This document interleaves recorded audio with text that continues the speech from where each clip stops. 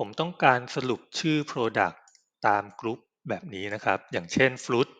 ผมก็อยากได้เป็น Banana คอมมาด้วย Apple คอมมาด้วย Grape ได้มาแล้วครับ List ของชื่อ Product แล้วก็เรียงตามตัวอักษรด้วย Group by เป็นคำสั่งที่จัดกลุ่มข้อมูลในคอลัมน์ที่เราเลือกซึ่งมันจะทำให้เกิด Unique List จากนั้นเราก็จะสามารถคำนวณคอลัมน์อื่นๆที่เราต้องการได้ยกตัวอย่างนะครับจากข้อมูลนี้ผมต้องการจะจัดกลุ่มคอลัมน์กรุ๊ปให้เหลือเป็น Fruit กับ Vegetable ตรงนี้นะครับ Vegetable แล้วก็ Fruit จากนั้นผมอยากสรุปว่าในแต่ละกลุ่มมีปริมาณนะครับ quantity เท่าไหร่ผมทำโดยผมเลือกคอลัมน์กรุ๊ปจากนั้นผมไปที่ Home แล้วก็กด Group by จะเกิด pop up ขึ้นมานะครับมันจะบอกว่าคอลัมน์ที่เราเลือกไว้ก็คือ Group จากนั้น Operation เราสามารถเลือกได้ว่าจะเขาจะ sum หา max หา min ต่างๆผมจะเลือก sum นะครับแล้วก็ sum คอลัมน์ไหน sum คอลัมน์ quantity แล้วก็ new column name จะตั้งชื่อเป็นอะไรผมตั้งชื่อไว้ว่าเป็น sum qty กดโอเคผลลัพธ์ก็จะได้คอลัมน์กรุ๊ปซึ่งจะกรุ๊ปเหลือ fruit กับ vegetable แล้วก็คอลัมน์ quantity จะถูกซัมออกมาเป็นแบบนี้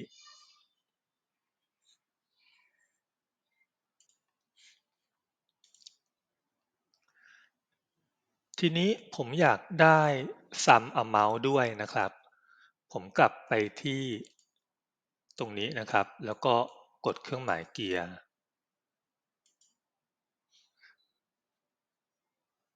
ผมเลือกเป็น Advanced นะครับการเลือก Advanced นะครับจะทำให้เราสามารถเลือก Add Group แล้วก็ Add Aggregation ได้ผม Add Grouping นะครับแล้วก็ผมเลือกคอลัมน์เพิ่มก็คือผมเป็น Product ด้วยผมอยากกรุ๊ปทั้ง Product นะครับก็คือชื่อสินค้าแล้วก็กรุ๊ปว่าเป็นผักหรือผลไม้หรือเปล่าจากนั้นผม add aggregation ด้วยผมเลือกเป็น sum แล้วก็เลือกเป็น amount ผมตั้งชื่อคอลัมน์ใหม่เป็น sum amount กดโอเคผลลัพธ์ที่เกิดขึ้นนะครับมันจะได้คอลัมน์เพิ่มออกมาเป็นคอลัมน์ product ที่เราเลือกเพิ่มมาอยู่ตรงนี้นะครับจากนั้นมันก็จะเกิด unique list ของ2คอลัมน์นี้รวมกันส่วนด้านบนนะครับจะเป็น fruit แล้วก็ส่วนด้านล่างเป็น vegetable และคอลัมน์ที่เราสร้างเพิ่มก็คือ sum amount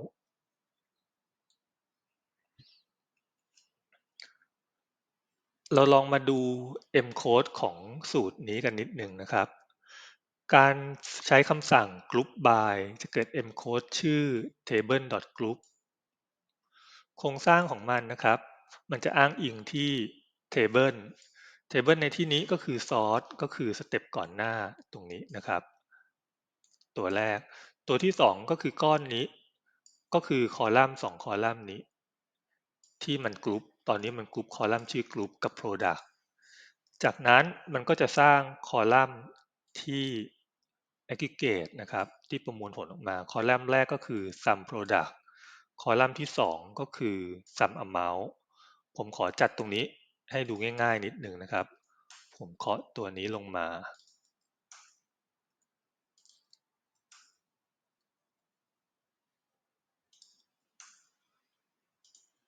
จะเป็นลักษณะนี้อันนี้เป็นคอลัมน์ที่หนึ่งคอลัมน์ที่สองตัวนี้เป็นคอลัมน์หนึ่งและสอง ที่ sum quantity นะครับมันก็จะใช้สูตร list.sum เพื่อคำนวณผลรวมของคอลัมน์ quantity แล้วก็ sum amount มันก็ใช้ list.sum เช่นกันเพื่อคำนวณผลรวมของคอลัมน์ amount มาดูเคสที่2นะครับผมต้องการหาค่า max min ของราคา โดยที่ผมต้องการโชว์คอลัมน์ Product แล้วก็กรุ๊ป2คอลัมน์นี้วิธีทำนะครับผมเลือกกรุ๊ปแล้วก็กด Ctrl เลือก Product ไว้ไปที่ Home แล้วก็ Group by จากนั้นตรงนี้นะครับผมสร้างคอลัมน์ Max ก่อน Max Price Max Price คำสั่งก็คือเราจะหาค่า Max จากคอลัมน์ Price แล้วก็สร้างคอลัมน์เพิ่มนะครับกด add aggregation ตรงนี้คอลัมน์ที่สร้างเพิ่มก็คือชื่อ min price คำนวณโดยหาค่า min จากคอลัมน์ price และกดโอเคได้คอลัมน์ max price แล้วก็ min price แยกตามกรุ๊ปแล้วก็ product เรียบร้อยแล้วครับมาดูเคสที่3ยากขึ้นมาอีกนิดหนึ่งนะครับผมต้องการสรุปชื่อ Product ตามกรุ๊ปแบบนี้นะครับอย่างเช่น Fruit ผมก็อยากได้เป็น Banana คอมมาด้วย Apple คอมมาด้วย Grape ไล่ไปเรื่อยๆวิธีทำนะครับไปที่กรุ๊ปแล้วก็กรุ๊ป by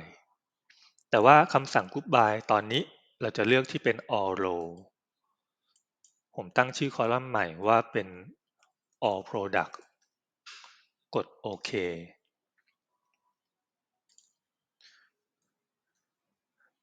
ผลลัพธ์ที่ได้นะครับจะเกิดคอลัมน์ใหม่ชื่อ all product ตามที่เราตั้งไว้และในแต่ละบรรทัดมันจะเป็น table ข้อมูลใน table ก็คือตารางนี้ซึ่งอ้างอิงมาจากสเต็ปก่อนหน้านั้นก็คือ source ตัวนี้นะครับ ขึ้นมาดูที่ Formula Bar กันนิดหนึ่งนะครับสูตรที่ใช้ก็คือ table.group อ้างอิง table ชื่อ source ก็คือสเต็ปก่อนหน้านั้นอยู่ตรงนี้นะครับคอลัมน์ที่ group ชื่อ group นะครับก็คือคอลัมน์นี้จากนั้นสร้างคอลัมน์ใหม่ชื่อ all product อยู่ตรงนี้แล้วก็ด้านหลังก็คือสูตรที่ใช้ตัวนี้นะครับเป็น each underscore ตัว underscore ตัวเนี้ยมันก็จะอ้างอิงที่สเต็ปนี้นะครับ source นั่นหมายความว่า underscore เท่ากับตารางทั้งตารางส่วนด้านหลังนะครับ type table ด้านหลังตัวเนี้ยก็คือ type ของ table ซึ่งมันจะระบุว่าใน table เนี้ยมีคอลัมน์ชื่ออะไรบ้างแล้วก็ type เป็นอะไรอย่างคอลัมน์ชื่อ group type เป็น text คอลัมน์ product type เป็น text ส่วนคอลัมน์ที่เหลือตรงนี้นะฮะ ตัวนี้ type เป็น number ทั้งหมด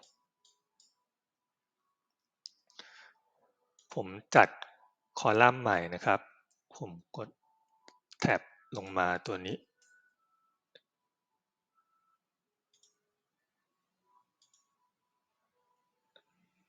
ทีนี้ type table ข้างหลังตัวนี้นะครับเรายังไม่ใช้เราสามารถลบทิ้งได้แล้วก็เหลือไว้แต่ underscore แบบนี้กด enter สิ่งที่ได้นะครับมีข้อมูลเดิมตารางเดิมนะครับอ้างอิงด้วย underscore อย่างเดียว ทีนี้เราจะเลือกนะครับเราจะเลือกเอาเฉพาะคอลัมน์ที่ชื่อ Product ดังนั้นเราจะอ้างอิงว่า underscore เปิดวงเล็บแล้วก็ตามด้วยชื่อคอลัมน์ Product กด Enter จะได้ list ของคอลัมน์ Product ออกมาอย่าง Fruit นะครับก็จะเป็น list ของ Fruit Vegetable ก็เหมือนกันก็จะเป็น list ของ Vegetable แบบนี้ส่วน underscore ตัวนี้นะครับมันสามารถละเอาไว้ได้เราลบทิ้งได้เลยข้อมูลก็ยังจะเหมือนเดิมนะครับทีนี้ในลิสต์นี้นะครับตอนนี้ชื่อมันซ้ำกันอยู่ Banana มันซ้ำ3ครั้ง Apple ก็ซ้ำกัน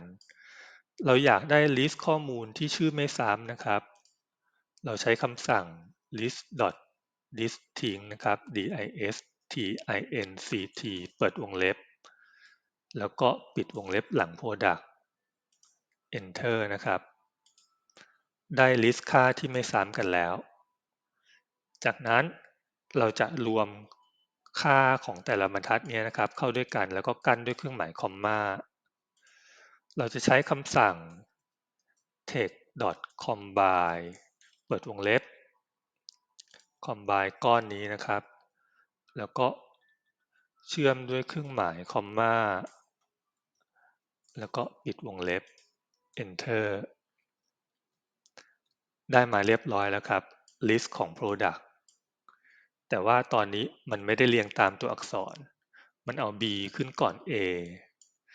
เราอยากเรียงตามตัวอักษรนะครับที่ก้อนนี้ผมขยับนิดหนึ่งก้อนนี้นะครับเราจะสั่งให้มันเรียงตามตัวอักษรดังนั้นเราจะเอา list sort เข้าไปครอบไว้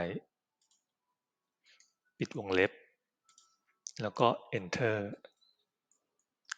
ได้มาแล้วครับ list ของชื่อ product แล้วก็เรียงตามตัวอักษรด้วย